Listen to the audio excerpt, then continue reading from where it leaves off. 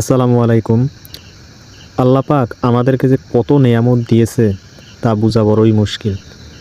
তা যদি আমরা আল্লাহ পাকের নেয়ামত পাই আর খাই, কিন্তু কখনো চিন্তা করি না। যারা চিন্তা করে, হ্যাঁ কিছু মানুষ চিন্তা করে, কিন্তু আসলে আমরা অধিকাংশ মানুষই চিন্তা করি না। দেখেন আল্লাহ পাক কত ধরনের নেয়ামত আল্লাহ পাক আমাদেরকে দিয়েছেন।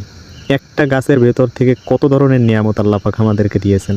দেখেন এই শীতের মৌসুম আসলে প্রত্যেকটা মানুষের, গ্রাম আর শহর নাই, বাংলাদেশের অধিকাংশ মানুষেরই এই যেমন শীতের রসটা, এটা না খেতে পারলে কেমন জানি শীতেরই পূর্ণতা পায় না।